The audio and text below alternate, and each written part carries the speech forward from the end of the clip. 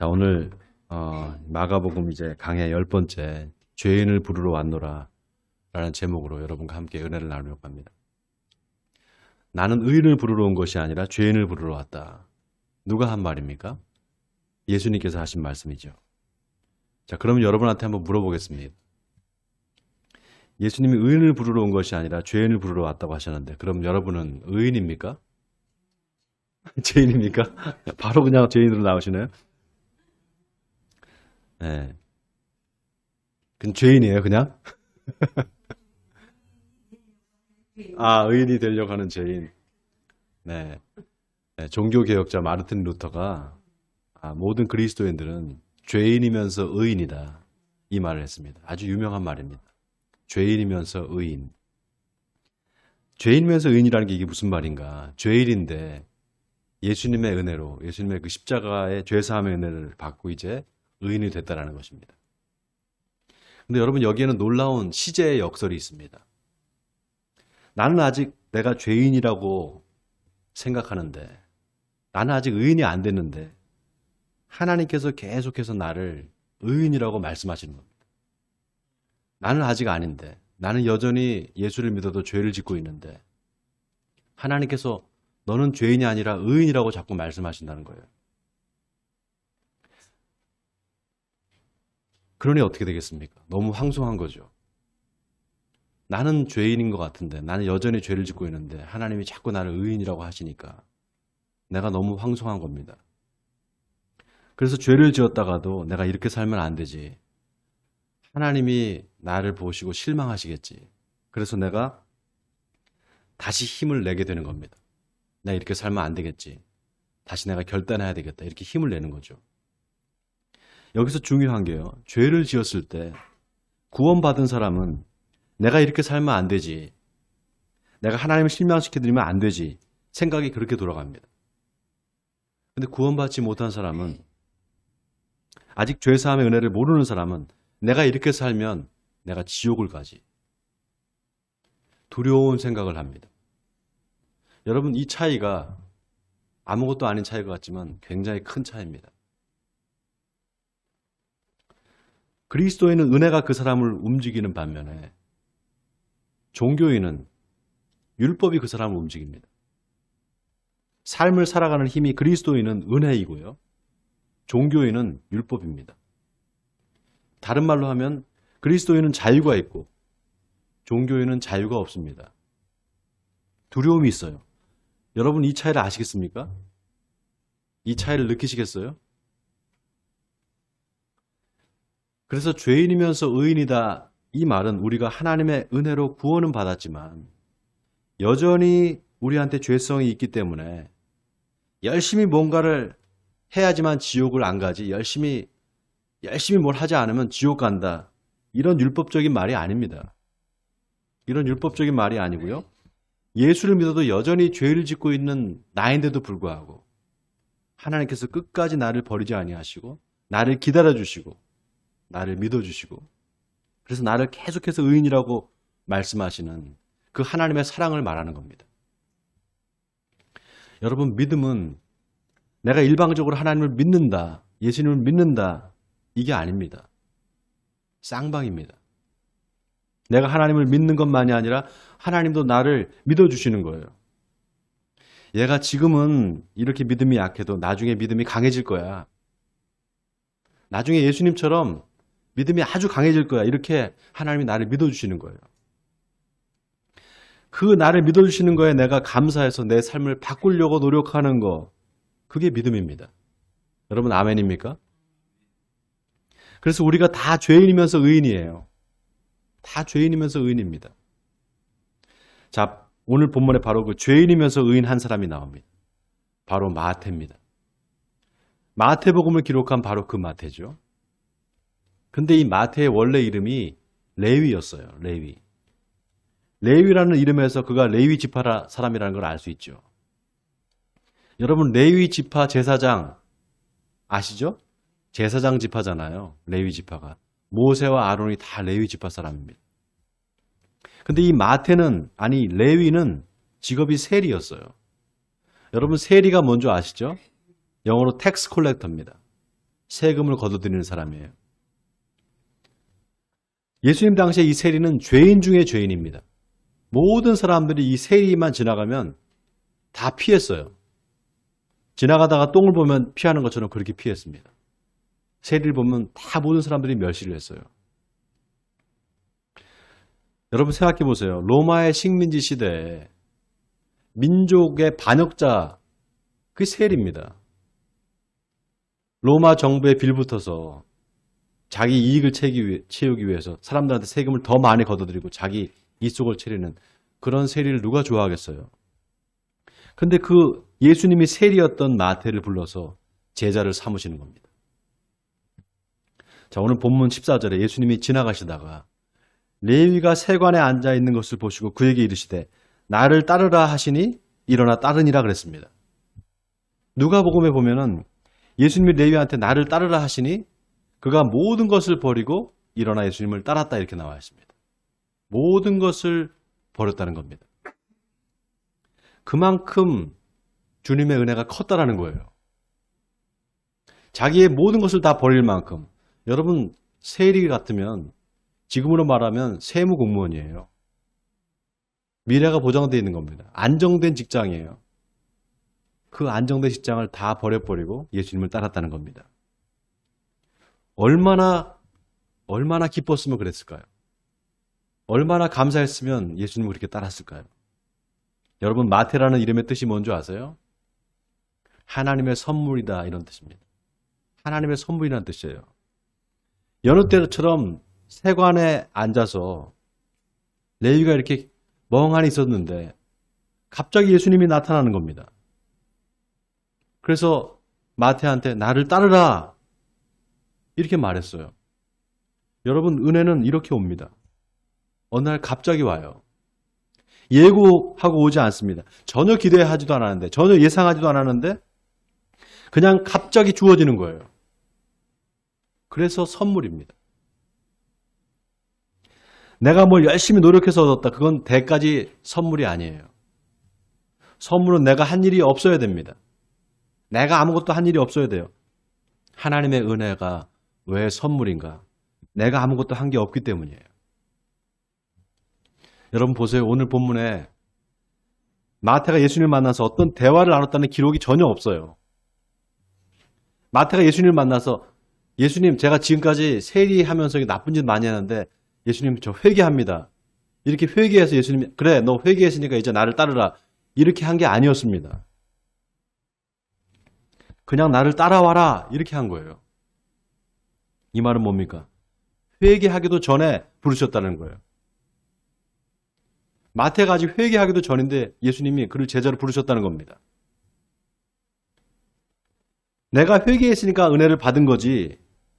여러분 거기에는 자기 의가 있어요. 내가 회개했으니까 은혜를 받았지. 그건 자기 의입니다.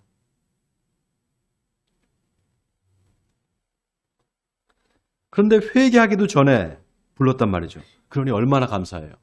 아직 회개도 안 했는데 너무 기뻐서 마태가 자기 집으로 예수님을 초대하고 잔치를 벌입니다. 그래서 마태의 집에 수많은 세리들이 또 죄인들이 예수님과 함께 식사를 하게 됐어요. 한마디로 동네 잔치가 벌어진 거예요. 많은 사람들 초청해서. 여러분 근데 이게 놀라운 게요.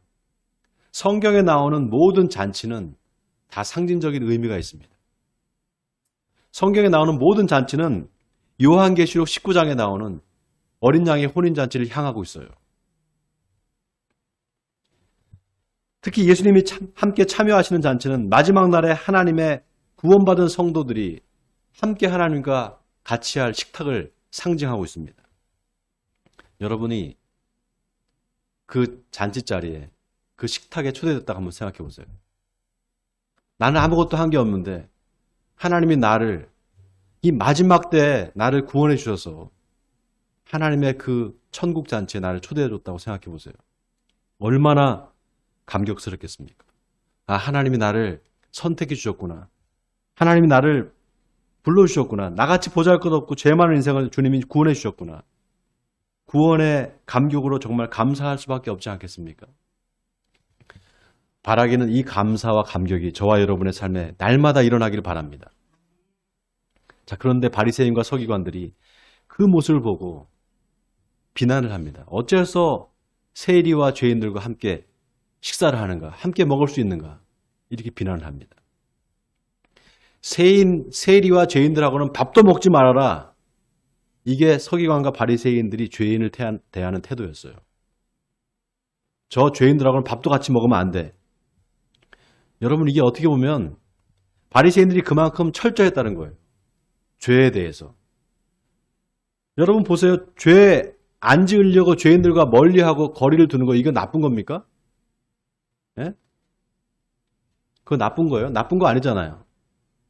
죄인들과 같이 어울려 다니면 죄질 수밖에 없으니까 죄인들하고 내가 거리를 두는 거, 이건 나쁜 거 아닙니다. 근데 문제는 뭐였는가?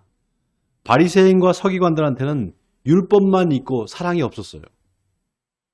여러분 잘 들으세요. 바리새인과 서기관들한테는 율법만 있었지 사랑이 없었습니다. 여러분, 율법이 뭡니까? 뭘 하라 하지 말라. 그렇죠? 뭘 해라 하지 말라 이거잖아요. 쉽게 말하면 그겁니다. 하지 말라 그러는데 하면 어떻게 돼요? 그게 죄가 되는 거죠. 하라는데 그걸 안 하면은 그것도 죄입니다. 그래서 율법을 어기면 죄인이 되는 거예요. 제가 한 번씩 정말 화가 나는 일이 있어요. 언제인 줄 아세요? 범칙금 딱지가 왔을 때. 요즘에 어린이 보호구역에 차를 달릴 때 30km 이상으로 가면 딱지를 떠요. 여러분 아마 그런 거 당해보셨을 거예요. 요즘 얼마인 줄 아세요? 5만 원, 막 6만 원 그래요. 30km 이상 밟으면 무조건 딱지를 뗍니다. 근데 그거 안 내잖아요? 그럼 어떻게 되는 줄 아세요? 재판 받습니다. 재판을 받아요. 그거 모르셨죠? 안 내면 재판 받아요. 벌금을 내야 됩니다. 그럼 벌금형을 받게 돼요. 그러니까 안 낼 수가 없어요. 자, 그런데 여러분, 그런 법을, 그러면 도대체 이걸 누가 이렇게 만들어서 사람을 이렇게 골탕 먹이나 그렇게 말하지 않잖아요. 네? 누가 이렇게 이런 법을 만들어서 이렇게 짜증나게 만들어 나를 이렇게 말하는 사람은 없죠. 왜 그럴까요? 그 법을 만든 이유가 애들을 보호하기 위해서잖아요. 우리 사랑하는 애들 다칠까봐. 애들이 소중하니까, 애들 다치면 안 되니까, 애들을 사랑하니까 그 법을 만든 겁니다.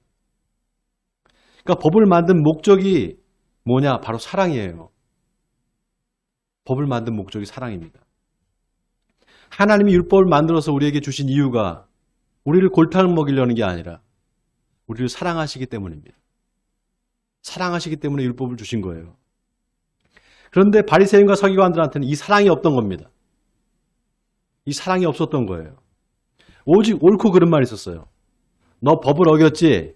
너 잘못했어. 너 죄인이야. 이렇게 계속 정죄하고 판단만 했지 사랑하지 않았어요. 그들에겐 사랑이 없었습니다. 여러분, 의인할 때 그 의자가 옳을 의자입니다. 옳을 의자예요. 그래서 의인하면 옳은 사람이란 뜻이에요. 뭐가 옳은가? 이게 옳으냐 저게 옳으냐 기준이 뭐냐는 거예요. 그러면 여러분, 그 기준이 뭡니까? 이게 옳다 저게 옳다 할 때 그 기준이 뭐예요? 옳고 그름의 기준이 명확해야 되잖아요. 그래야 되잖아요. 하나님을 믿는 사람들한테 기준은 하나님의 말씀이 기준입니다. 아멘입니까? 근데 그 말씀도요, 어떤 사람은 이렇게 해석하고 어떤 사람은 저렇게 해석을 합니다. 사람에 따라서 해석이 달라져요. 그럼 뭘로 판단할 수 있을까요? 어떤 해석이 맞는지, 어떤 해석이 틀리는지 뭘로 판단할 수 있을까요? 어떻게 판단할 수 있을까요? 그 말씀을 전하는 사람한테 사랑이 있느냐 없느냐 그걸로 판단할 수 있습니다. 바리새인과 서기관들이 예수님이 세리와 죄인들과 함께 식사하는 걸 보고 왜 죄인들과 함께 식사를 하느냐 그랬습니다. 여러분, 이 말이 잘못된 말이 아니에요. 맞는 말입니다. 왜 예수님 같은 분이 저 세리 같은 죄인들하고 식사를 하나, 밥을 같이 먹나? 다른 사람도 많은데 왜 하필 그러느냐 말이죠. 옛날에 우리 일제시대 때 일본 앞잡이들이 있었잖아요. 일본 정부의 빌붙어서 민족을 팔아먹는 매국노들이 있었잖아요. 그런 매국노들하고 예수님이 같이 식사를 한다고 생각해 보세요. 저 사람 진짜 메시아가 맞나? 에? 저 사람 진짜 그리스도가 맞나 의심하지 않겠습니까? 아니 메시아가 와서 로마로부터 우리를 해방시켜 줄 거라고 생각했는데 그럼 저 사람이 아닌가? 에? 세리들하고 맨날 같이 밥이나 먹고 저렇게 어울리는 저런 사람이 그런 메시아인가? 이렇게 의심하지 않았겠습니까? 그래서 마태복음 9장에 보면은요. 바리새인과 서기관들만 예수님한테 물어본 게 아니었어요. 세례 요한의 제자들도 와서 예수님한테 물어봅니다. 우리와 바리새인들은 금식하는데 왜 당신의 제자들은 금식하지 않습니까? 이렇게 물어봐요. 이건 뭡니까? 바리새인과 서기관만 의심한 게 아니라 세례 요한의 제자들도 의심했다는 거예요. 예수님이 정말 메시아가 맞는가? 의심했다는 겁니다. 그 증거가요. 마태복음 11장에 보면 옥에 갇혀있던 세례 요한이 예수님이 하시는 일을 듣습니다. 제자들한테. 그리고는 제자들을 보내서 예수님한테 물어봐요. 오실 그이가 당신이 맞습니까? 아니면 우리가 다른 사람을 기다려야 됩니까? 이렇게 물어봐요. 바로 이 마태의 집에서 예수님이 제자들과 함께 식사하는 것을 보고 세례 요한의 제자들이 돌아가서 세례 요한한테 보고를 한 거예요. 예수님이 바리새인들, 서기관들 그런 사람들과 같이 논쟁도 하지만 세리와 죄인들과 같이 식사를 합니다. 그래서 자꾸 문제가 생기는 겁니다. 이렇게 보고하지 않았겠습니까? 그걸 듣고 세례 요한이 이 사람이 맞나 의심했던 거예요. 그만큼 예수님이 마태의 집에서 세리들과 밥을 먹은 게 그만큼 많은 사람이 시험에 들 수 있었던 겁니다. 그런 위험에도 불구하고 왜 예수님이 그런 비난과 의심을 감수하면서 세리들과 함께 식사를 하셨을까요? 자, 오늘 예수님이 하신 이 말씀에 답이 있어요. 다 같이 오늘 본문 마지막 17절을 같이 읽겠습니다. 자, 마지막 17절입니다. 시작. 예수께서 들으시고 그들에게 이르시되 건강한 자에게는 의사가 쓸데없고 병든 자에게라야 쓸데있느니라. 나는 의인을 부르러 온 것이 아니요 죄인을 부르러 왔노라 하시니라. 자, 나는 의인을 부르러 온 것이 아니라 누구를 부르러 왔다고요? 죄인을 부르러 왔다는 겁니다. 의인을 부르러 온 게 아니라 죄인을 부르러 왔다. 여러분 이 말이 얼마나 의미심장한 말인지 몰라요. 자, 앞에서 예수님께서 이런 말씀하셨어요. 우리가 다른 마을들로 가자. 거기서도 전도하리니 내가 이를 위하여 왔노라. 여러분 이걸 들어보셨죠? 이 말씀을? 사실 이 말에 전도하러 왔다는 이 말이 영어 성경에 보면 프리치라고 그랬잖아요. 설교하러 왔다. 내가 전도하러 왔다가 아니라 내가 설교하러 왔다 이 말이 했다 그랬잖아요. 여러분 설교라는 것은 하나님의 말씀을 해석해 주는 겁니다. 말씀을 해석해 준다는 건 그 사람의 삶에 하나님께서 어떻게 역사하시는지 그 하나님의 역사의 증거를 알려주는 거예요. 너의 삶에 하나님이 안 계시는 것 같지만 하나님이 이렇게 지금 역사하고 계셔. 이걸 알려주는 게 바로 설교입니다. 자, 그럼 보세요. 예수님이 전도하러 왔는데 그 전도라는 게 말씀을 해석해 주는 거면 다시 말해 설교해 주는 거면 예수님이 내가 의인을 부르러 온 것이 아니라 죄인을 부르러 왔다. 그랬으니까 누구한테 설교를 한다는 거예요? 죄인들한테 하신다는 거잖아요. 자, 내가 의인을 부르러 온 게 아니라 죄인을 부르러 왔다. 예수님이 하시는 이 말씀을 듣고 바리새인과 서기관들이 무슨 생각을 했을까요? 내가 의인을 부르러 온 게 아니라 죄인을 부르러 왔어. 이 말을 듣고 바리새인과 서기관들이 무슨 생각을 했을까요? 아, 이건 우리를 부르는 게 옳은 게 아니구나. 우리를 부르러 온 게 아니구나. 이렇게 생각하지 않았겠습니까? 그런데 재미있는 게요. 예수님이 앞에다 단서를 붙였어요. 건강한 자에게는 의사가 쓸데없고 병든 자에게만 쓸데있느니라. 이 단서가 붙어 있어요. 여러분 건강한 사람한테 의사가 필요 있어요? 건강한 사람한테 의사가 필요 없습니다. 건강한테 왜 의사가 필요하겠어요? 의사는 병든 사람한테만 필요한 거예요. 그런데 이 말에 아주 놀라운 반전의 역설이 있습니다. 건강한 사람한테 의사가 필요 없다. 그럼 누가 건강하냐는 거예요. 누가 건강하냐는 겁니다. 바리새인과 서기관들 이 사람들이 건강한 사람들일까요? 여러분 건강한 사람 여기서는 의인을 말하는 거예요. 아픈 사람, 죄인을 말하는 거겠죠? 그러면 여기 나오는 의사가 필요 없다 그랬는데 의사는 누굴 말하는 겁니까? 예수님이죠. 그럼 보세요. 건강한 사람은 의사가 필요 없다. 이 말을 풀어서 쓰면 의인한테는 예수님이 필요 없다는 겁니다. 단 죄인한테만 예수님이 필요하다는 거예요. 자, 그럼 다시 질문으로 돌아가서 여기서 건강한 사람은 누굴 말하는 걸까요? 누가 건강한 사람입니까? 자, 이 질문을 바꿔서 그럼 누가 의인일까요? 바리새인과 서기관들은 자기가 의롭다고 생각했어요. 왜냐? 자기들은 율법을 잘 지키기 때문에. 그런데 그렇게 되면 어떻게 되느냐? 예수님이 필요 없게 돼요. 나는 어려서부터 율법을 다 지켰어. 그러니까 나는 의로워. 바리새인과 서기관들은 자기를 그렇게 생각을 했습니다. 그러니까 예수님이 필요 없는 거예요. 근데 정말 필요가 없는 건가? 정말 건강한가? 생각해 보라는 겁니다. 예수님이 그 질문을 던진 거예요. 너희가 건강하다고 생각하느냐? 한번 생각해 봐. 너희가 의인이라고 생각하느냐? 정말 그래? 한번 생각해 봐. 이렇게 질문을 던지신 거예요. 예수님이 바리새인과 서기관들에게 하신 건강한 사람한테 의사가 필요 없다는 말에 담긴 뉘앙스가 바로 그런 겁니다.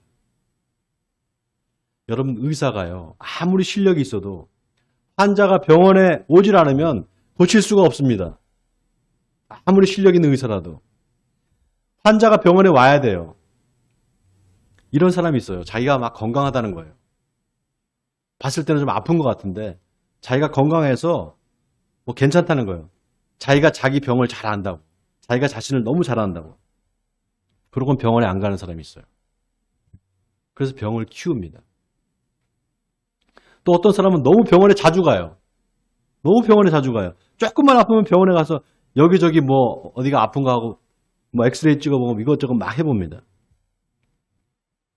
여러분 그거 아세요? 그런데 그게 병인 거? 그게 병이에요. 건강염려증. 예? 몸이 아픈 게 아니라 마음이 아픈 거예요. 그 사람은. 세상에 수많은 환자들이 있어요. 세상에 수만 가지의 병이 있습니다. 근데 요즘에 의학이 발달돼서 웬만한 건 다 고쳐요. 옛날에 죽을 병이 지금은 다 거의 고칩니다. 근데 가장 치명적인 게 뭔지 아세요? 자기가 병에 들었는데 건강하다고 생각하는 거예요. 자기가 병에 들었는데 건강하다고 생각하고 병원에 안 가는 겁니다. 의사가 아무리 유능해도 아무리 명이라도 그런 사람은 고칠 수가 없어요. 죄가 바로 그렇습니다. 죄가 바로 그래요. 죄를 오래 놔두면은요, 그게 죄인지 모르게 돼요. 죄를 짓고 회개하지 않으면은 그게 점점 양심이 굳어집니다. 아무렇지도 않게 돼요. 여러분, 지금 제가 예수 안 믿는 사람들 얘기하는 게 아니에요. 예수 믿는 사람들을 얘기하는 겁니다. 안 믿는 사람들은 오히려 자기 자신한테 솔직해요. 솔직합니다. 근데 믿는 사람들은 자기가 믿는다고 생각하기 때문에 자기 자신을 속일 수가 있어요. 내가 믿고 있는데 뭐, 내가 예수 믿는데 뭐, 이렇게 생각하는 거예요. 우리가 너무 중요해서 다 외우는 말씀이 있죠. 로마서 1장 17절. 복음에는 하나님의 의가 나타나서 믿음으로 믿음에 이르게 하나니 기록된 바 오직 의인은 믿음으로 살리라 함과 같으니라. 사도 바울이 한 아주 유명한 말입니다. 이 성경 구절이 참 중요한 게요. 이 말씀을 오해하는 사람들이 참 많아요. 복음에는 하나님의 의가 나타난다. 내 의가 아니라 하나님의 의입니다.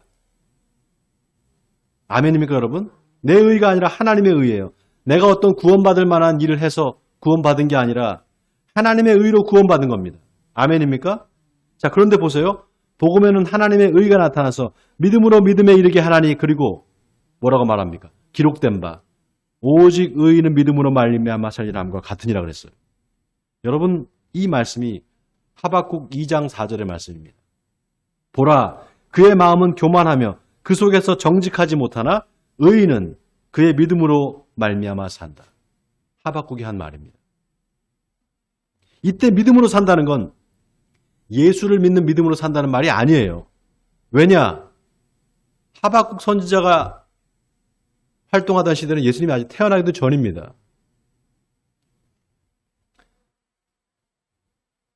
하박국 선지자가 의인은 믿음으로 산다고 하는 건 예수를 믿는 믿음으로 산다는 뜻이 아니었어요. 그럼 무슨 뜻이었느냐? 교만하지 않고 겸손하게 산다는 뜻입니다. 여러분 여기 잘 보세요. 그의 마음은 교만하며 그 속에서 정직하지 못하나. 어떻다고요? 의인은 그의 믿음으로 산다 그랬어요. 교만한 사람, 정직하지 못한 사람과 의인을 비교하고 있는 거잖아요. 그러면 의인은 뭡니까? 교만하지 않은 사람이에요. 겸손한 사람입니다. 의인은 정직한 사람이에요. 정직하게 사는 사람, 그 사람이 의인이라는 겁니다. 왜냐 하박국서 2장 4절에 믿음으로 번역된 히브리 말 에무나라는 말이 믿음으로도 번역이 되지만 성실, 정직, 충성으로도 번역이 됩니다. 바로 이 에무나에서 아멘이란 말이 나왔어요. 아멘. 당신의 말이 진실입니다. 당신의 말이 참입니다. 이런 뜻입니다. 자, 그러니까 오직 의인은 믿음으로 산다. 이 믿음이 뭐냐? 두 가지입니다.